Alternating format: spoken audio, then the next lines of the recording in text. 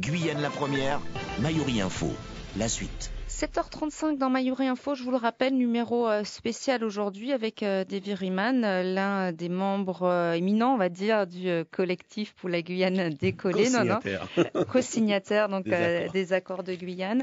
On parle d'économie à présent. Davy Riemann, le pacte social et fiscal, pour l'instant, lettre morte. Est-ce que au niveau économie, il y a vraiment des avancées selon vous? Écoutez, cette demande-là vient spécifiquement des sociopros, la partie économique, où au sein du collectif, il y a eu une petite discussion quand même parce que ça met de matière à réflexion, à discussion, dans la mesure où quand on met ça en place, c'est pour aider les entreprises, oui, mais comme j'ai déjà dit, il ne faut pas que les salariés restent sur le bas-côté de la route par rapport à cela. Si ça permet de créer des emplois et d'embaucher, je veux bien. On voit aussi qu'il y a une difficulté aujourd'hui au niveau salaire, puisque la majorité des entreprises privées, surtout des petites entreprises, sont au SMIC. Donc, c'est très compliqué aussi à certains salariés de joindre le debout à la fin de chaque mois. Donc, il va falloir qu'on parle aussi rémunération à un moment donné, qu'on le veuille ou non.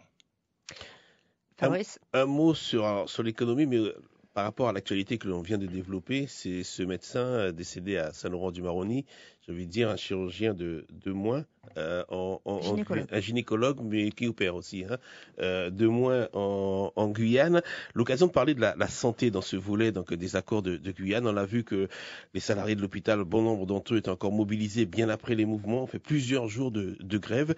Est-ce que la santé a été le parent pauvre de ces accords et de cette lutte? J'ai presque envie de dire oui. Oui, parce que les 20 millions qui ont été versés dans le plan d'urgence pour l'hôpital de Cayenne, André Rosemont, étaient déjà prévus dans le Copermo avant. Pour payer les fournisseurs, voilà, avant les événements sociaux. Donc, c'est se moquer du monde.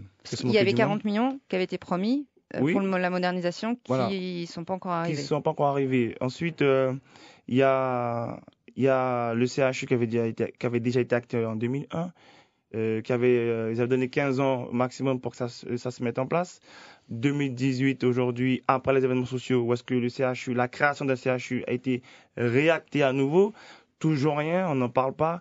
Il y a eu du concret quand même dans cette affaire, notamment à l'hôpital, en termes d'emploi, notamment avec la création de postes et titularisation. Oui, mais vous avez vu combien de semaines de grève ont dû faire les camarades de la section UTG Char pour arriver à cela?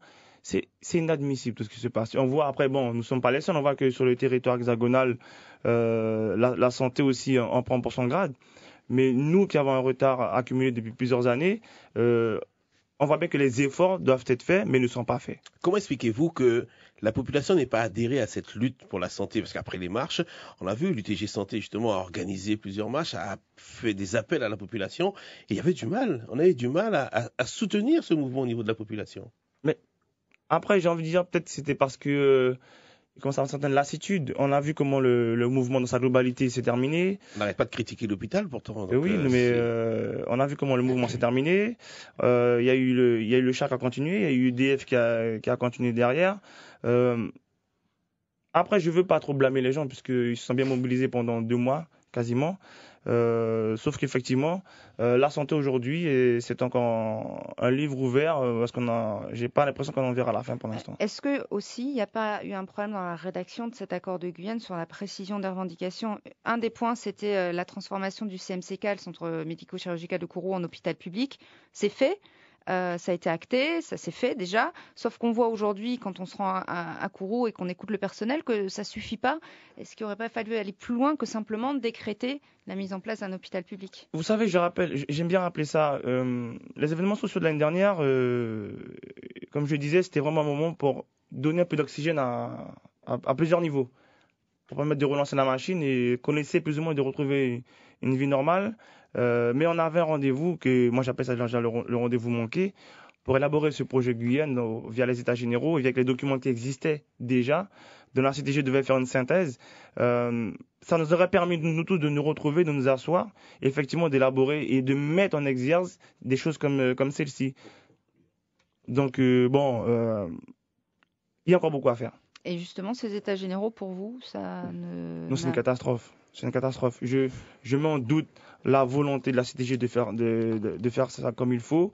On ne fait pas ça comme cela. Quand on souhaite vraiment permettre aux Guyanais d'avoir un destin commun au travers d'un projet de société tel que celui-ci, parce qu'on parle, oui... Vous dites ça parce que vous n'avez pas été directement associé Non, pas le moins du monde. C'est pas le fait qu'on nous associe ou pas, c'est que la population doit être associée dans son ensemble. Un exemple tout simple, dans l'avenir de la Guyane, on voit que ça fait des années, des décennies, que nos compatriotes autochtones portent leurs revendications seuls. Ça nous aurait permis dans ce projet Guyane-là d'intégrer ces revendications-là et de voir comment nous les portons tous ensemble. Il y a des choses fondamentales dans notre société qu'on aurait pu définir ensemble et avancer ensemble qui nous permettraient effectivement de nous unir. Sauf que là, j'ai l'impression qu'il y en a certains qui continuent à vouloir garder les choses comme ça sur... Est-ce que c'est pas la monnaie de votre pièce d'avoir voulu, au début de ce mouvement, écarter les politiques qui ne sont arrivés que vers la fin, justement, pour finaliser l'accord? Mais il ne faut pas oublier l'état d'esprit. À un moment donné, il y avait une rupture de confiance avec nos élus, qu'on le veuille ou non. Elle était là, elle était indéniable. Il y a eu ce clash-là au début. Pour moi, et je l'ai dit, je le répète, pour moi, il était nécessaire.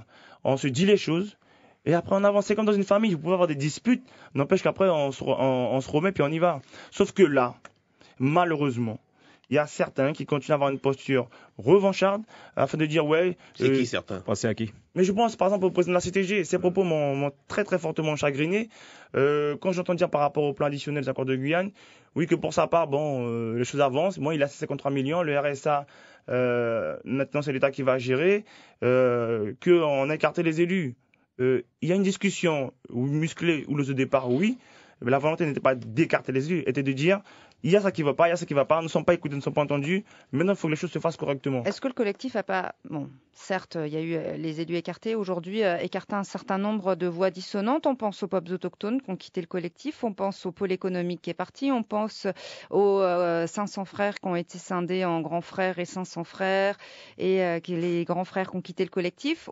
Au final, est-ce qu'il existe encore un collectif? Quelle est la grenade qui a fait exploser tout cela? C'est dès qu'il y a une tête qui dépasse. Non, c'est pas du tout ça. Alors, il faut rappeler aussi comment les choses se sont faites. Il y a eu plusieurs mouvements en même temps. Après, on s'est rassemblés. Moi, je me rappelle, j'étais contre le portage des revendications telles qu'elles ont été faites. À savoir, on envoie tout pour le gouvernement et après, ils font ça. Et qu'est-ce que le gouvernement a fait? Ils ont fait des secteurs, des accords sectoriels qui a fracturé le collectif, puisque si vous avez bien remarqué, à partir du moment où certains ont commencé à voir... Et vous vous êtes laissé piéger. Les voix... C'est pas laissé piéger. Prendre au jeu, allez, on va dire.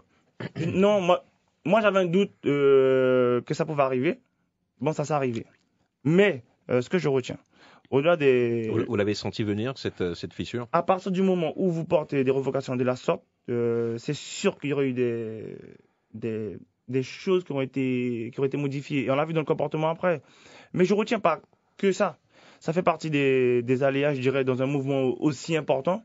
Je rappelle que ailleurs, il y a des mouvements qui se créent et ça ne fait pas l'unanimité. En Guyane, on a eu la même chose. Moi, ce que je retiens, moi, c'est qu'à un moment donné, on a su se mettre ensemble pour avancer. On n'a pas été au bout de certaines choses, dommage, mais la prise de conscience collective est là et c'est de bon augure pour la suite. David Riemann, le collectif peut provoquer une réunion de ce fameux comité de suivi plus ou moins fantôme, parce qu'on accuse toujours l'État et le préfet de ne pas faire ces réunions, mais normalement il est acté que vous aussi, vous pouviez enclencher ces réunions. Pourquoi vous ne l'avez pas fait? Alors, c'est pas qu'on n'a pas fait, on a envoyé des courriers à la préfecture pour savoir quand est-ce que ça commencerait, ou comment les choses se décideraient. Et on s'est rendu compte qu'en fait, la préfecture garde tout sous le coude et les réunions qu'ils font sont toujours par rapport aux différents pôles. Et les seules réunions qui ont eu lieu jusqu'à présent, c'est sur le pôle sécurité. Tous les autres pôles, non, il n'y avait pas eu de réunion. À part aussi le collectif, pour le suivi au niveau des autochtones.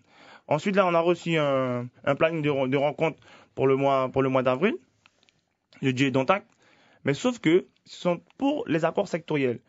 Pour le deuxième volet des accords de Guyane, dans le plan additionnel, toujours rien. Pour les secteurs qui n'ont pas trouvé gain de cause dans la nuit du 1er avril, qui n'ont pas...